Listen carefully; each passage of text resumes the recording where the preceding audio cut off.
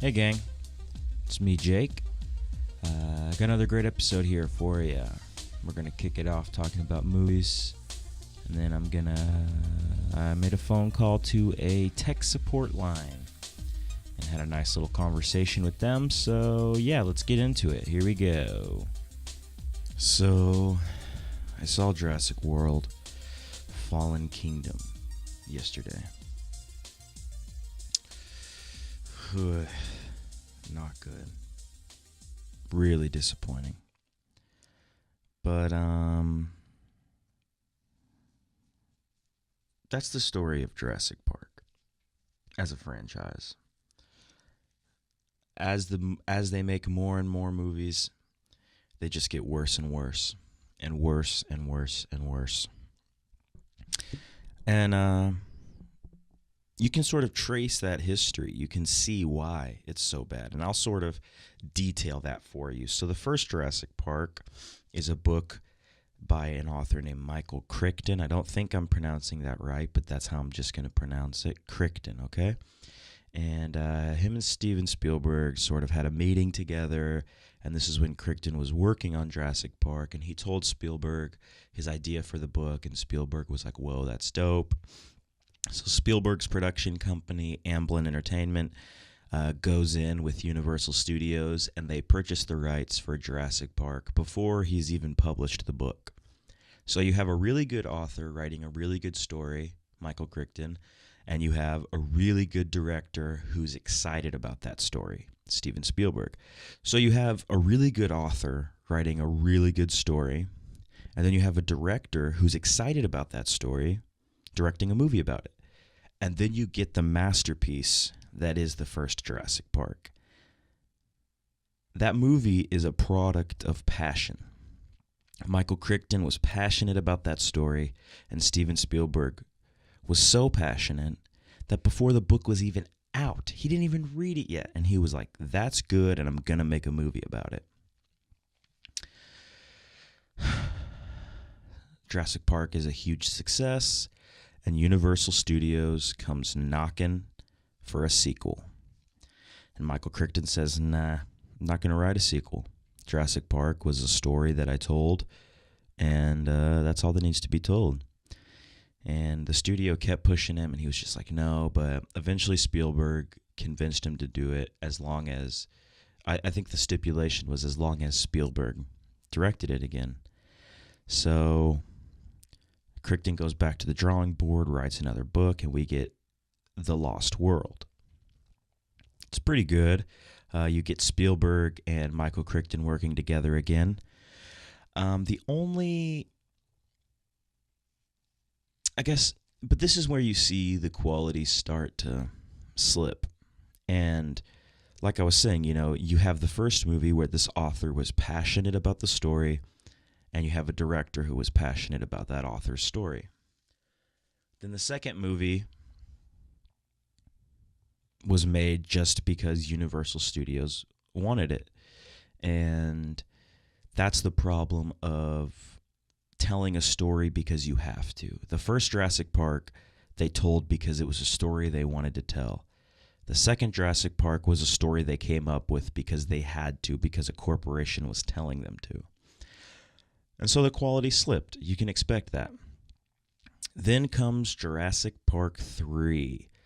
Crichton is no longer involved in the series. He said, sorry, sayonara, I'm done. Spielberg is loosely involved, but he's not in much of a hands-on position.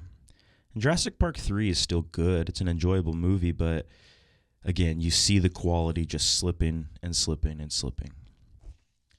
And while they were in production of Jurassic Park 3 is when Steven Spielberg sort of hatched the idea for the Jurassic World series. Now, from what I think the general public knows, all we really know is Spielberg's idea was to do movies where the dinosaurs are no longer just in a park, but they've escaped to the world at large, hence the title Jurassic World. But yeah, Jurassic World was a train wreck in terms of production. So starting all the way in 2002, they get their first draft of the Jurassic World script. And it was supposed to come out in 2005. And for all we know, that first draft of the script was really close to what Spielberg had in mind for Jurassic World. But for whatever reason, that script was dropped. So then they hired a guy named John Sayles. And this, I want to read this guy's scripts because they just seem so ridiculous. But he wrote 2 drafts for the movie in 2004. One of his drafts is about these human dinosaur hybrid mercenaries. Oh, I just wish that would just be such. And the thing is, that would be so bad, it would be enjoyable. That would just be like so bad. I want to see that. Human dinosaur mercenary hybrids. Oof. But anyways, both of his drafts got dropped. So then in 2008, they tried to get the Jurassic World project going again, but apparently the Writers Guild in America was striking. The writers wanted more money, so the movie was pretty much forgotten about again. And then in 2011, there were 2 more drafts written for the first Jurassic World movie, and both drafts were scrapped. So we are currently sitting at 5 attempts at writing a Jurassic World movie, and all of them have failed. Is that not an indication that maybe you just shouldn't make the movie if nobody can come up with a script that's worth even attempting to put into production? But anyways, in 2012, in 2012, the writers of The Rise of the Planet of the Apes, the guy named Rick Jaffa and Amanda Silver, wrote a draft of the script, and in 2013, Colin Trevorrow was announced as the director and co-writer, and that ended up being the team that would bring us Jurassic World. And in 2015, Jurassic World was released. So they intended to release it in 2005, and 10 years later, it was released. 8 scripts later, there were 8 attempts to write Jurassic World. Oh, just talk about a train wreck, man. In Jurassic World, again, you just see the quality of these movies is just slipping. Then we get to Jurassic World Fallen Kingdom.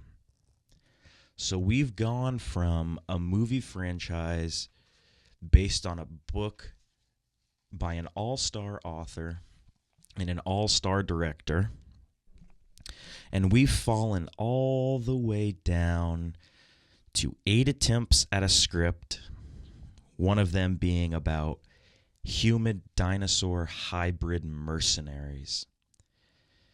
But anyways, we are now at Jurassic World Fallen Kingdom. And just like I said, in terms of Jurassic Park, the quality has just been steadily slipping with each movie they release. So, of course, when we get to Jurassic World Fallen Kingdom, it is bad. Bad. And I didn't want it to be bad, but it was. When I was in the movie, I took a notepad with me, and I decided to write down any moments that I thought were excessively dumb. There can be dumb moments in a movie, and I can forgive them, but these are just a few of the excessively dumb. Just so dumb, I was like, come on, you don't have to do that. Why are you doing that? The first one that comes up is there's a moment where Chris Pratt's character gets shot with a sedative, like a tranquilizer dart, and everything's going fine. He's just laying there. And then he gets licked by a dinosaur to wake up. It's kind of one of those gags, it's funny. And out of nowhere, seriously, nowhere, there is suddenly a torrential wave of lava coming at him. Keep in mind, before this, they're talking about how the volcano is gonna explode eventually.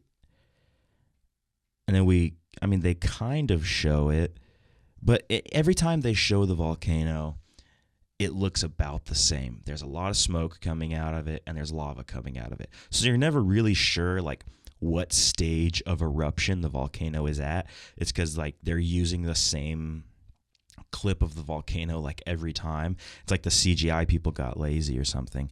So suddenly, there's just a torrential outpouring of lava coming at Chris Pratt, and he was tranquilized, so his body don't work that good. So he's sort of pulling himself along like a worm. Like, just imagine somebody like the hammiest version of somebody whose arms and legs aren't working and are trying to, like, inchworm their way away from lava. And it's like, am I supposed to be worried in this scene? Is this scene supposed to be funny? What's the tone they're going for here? It's just, I think some things were missed in that scene. It wasn't necessary. When you're making a scene, you should have sort of the ideal that you're conveying to the audience. And I was just sitting there kind of confused, you know? It's like, this is so stupid. Anyways, the next excessively dumb moment, this one was really good. I laughed out loud at this one in the theater. The female character, I think her name's Claire, she's with this kid, and I think they look up and they see that the volcano is changing. But again, it looks the exact same as from the first time we see it, so there's no clear indication. But she looks and she goes, holy sh, like, oh, she's going to cuss, but she doesn't. But the thing is, most movies, it'll go, holy sh, and a hard cut to the thing that they're looking at. So it's like, oh, they were going to cuss, but it got cut off. But I think the editor was just lazy. So you see her finish the word. She goes, holy sh, stops her mouth moving, and then it cuts. And it's like, oh, she just said holy sh. Come on. Edit, 3 milliseconds out of that so we don't see her finish the word. We want to have the illusion that she's going to cuss. We don't want, how do you mess that up? Anyways, that was just funny. That was a funny one. I laughed. Another really dumb moment. So there's the villain character. Every time we see him in this movie, he's not wearing glasses. Then there's a scene where Chris Pratt's character and the female character are in like a prison cell. And the bad guy conveniently is wearing glasses for the first time. And he's wearing glasses so they can pull this one gag where Chris Pratt is threatening to break the guy's arm. He's got his arm in the jail cell. And the guy's like, don't do it, man. And Chris Pratt lets go, but then the girl grabs him and pulls him against the bars of the cell, and his glasses break. Really? You give a character glasses just so his glasses can break? But that's not what they did. They went one step further. They really went one step further with this. The next time we see him, he's wearing glasses again. Oh, by the way, completely fixed. I don't know, maybe he has a bunch of spare pairs of glasses or something that are the exact same. But his glasses are fixed now, and he's staring at a computer screen. Dude, don't give a character glasses just for gags, because he's looking at a screen as these people are bidding on dinosaurs. And he's watching the money counter just rack up, and you see like the money racking up in the reflection of his glasses. It's like one of the dumbest gags. So they gave this character glasses just to have them get broken and then to reflect money being counted in them. And it's like, dude, give him glasses from the beginning of the movie. Don't just give him glasses for stupid gags. Oh, we've fallen so far. Should be called Jurassic World Fallen movie series. Oh, got 'em. And then the final excessively dumb moment, which was one of the few cringy moments in a movie that I couldn't help but react out loud to it. This is going to be a little bit of spoilers for the movie, but trust me, if I spoil this movie for you, I'm saving you time. You don't want to watch this movie. Jeff Goldblum is talking to what I guess is like a board of senators or something. They're never really clear who they are, why Jeff Goldblum's there. I think they just kind of did it so Jeff Goldblum could be in the movie for, oh, nostalgia. Oh, I remember him. He was in the first one. But the dinosaurs, some of the dinosaurs get let loose into the world.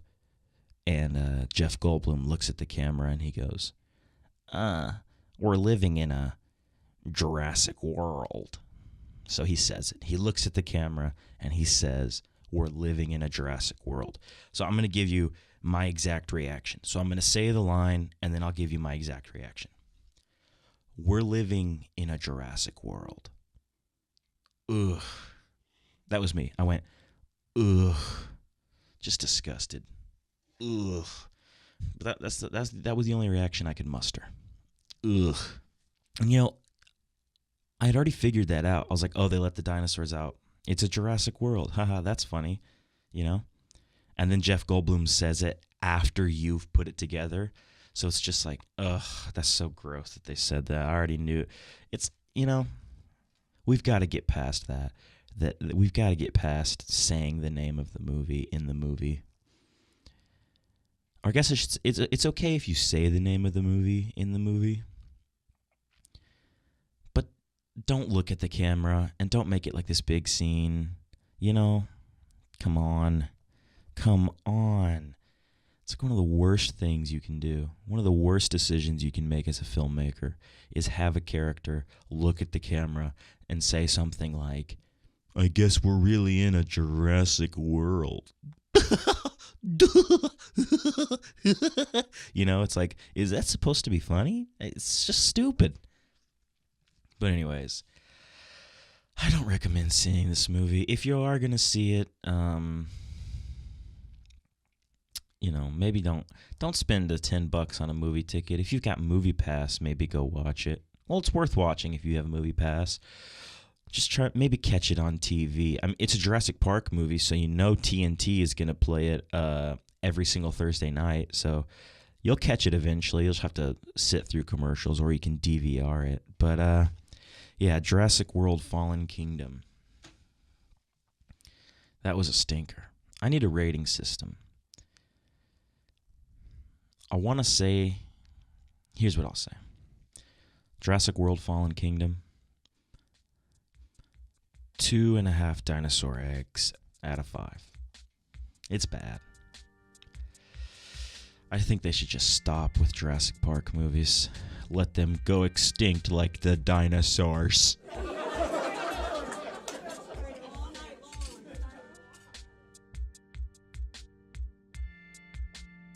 Alright gang, so this next segment, I called up a tech support line and just asked some really dumb questions. At the beginning, you'll hear a horse noise, and that is me censoring the company name and the employee's name of the tech support line I called, just so there was no weirdness there. So yeah, anyways, here's the call.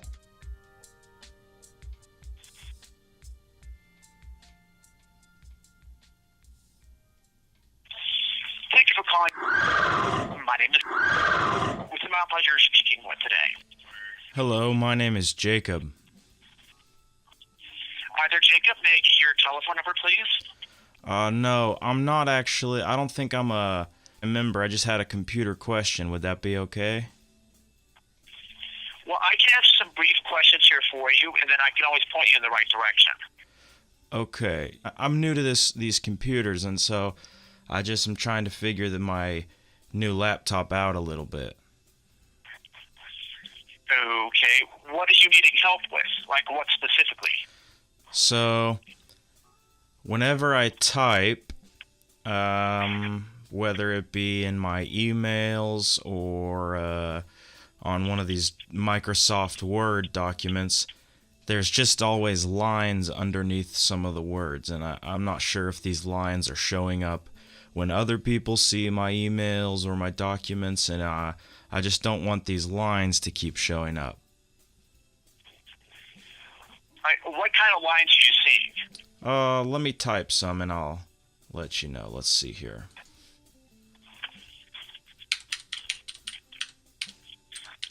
It's like sometimes it's a red line, sometimes it's a green line. Okay, now in its simplest of terms here, if you're seeing a bunch of dotted red lines, that usually insinuates that whatever it is you're typing is either misspelled or misformatted, like grammatically speaking. It can tell whenever I've spelled a word wrong. According to its own dictionary. Now, you could literally be typing in your email address right there, and it would still technically think the word you typed there was incorrect. So that's all that is. It's just a spell checking feature. Okay, so whenever because it happens on my email, so if I send an email, are they seeing these red lines and they're seeing that I spelled things wrong? Only if they have the same feature enabled on their system. Oh my God! So it's not so much just unique to you, because I literally see that on my own systems back home. Now, all that's doing there is just saying that what you typed in here is either misspelled or it's incorrect grammatically speaking. These computers get smarter every day. They know when we're spelling things wrong, don't they? Well, it's more there is just a convenience for you. So it's usually up to you to determine whether or not you want to accept or reject the actual misspelling itself. But it's not going to necessarily negatively affect your emails here, if that is what I think it is. Okay, so let's say I spelled a word wrong, but I wanted it to not show me a red line, but I'm intentionally spelling it wrong. Is there a way for the computer to just accept my wrong spelling? In the email itself, this is going to be the last question I'll be able to answer for you for right now. Okay. But depending on the email client that you have, you should be able to have an add to dictionary function. If you're trying to say, let's say you're spelling the word donut, and you're spelling it a different way other than donut, you can pull up the spelling dictionary that usually your email client pulls from, and then if you want to, there should be just an add function or just add to dictionary, so that specific word doesn't come up here.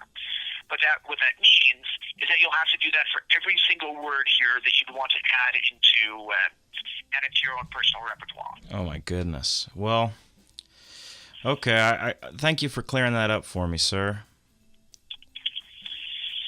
Okay, so I will go ahead and put everything down over here then, but we will simply leave it at that for the time being. Okay. Have a good day, sir. Thank you. All right. So with that, do you want to thank you again for calling? What was that? All right. Thank you again for calling. Bye-bye now. Okay, bye. That was fun. You know, sometimes I like to just call customer service lines and see how they handle some of the dumbest questions. And so I think that'll be a good segment to add to the show. I might just have to add that to my repertoire of things I do on the show. But anyways, that's our show for today. I want to thank you for listening, and I hope you'll come back and listen to our next episode. And bye-bye now.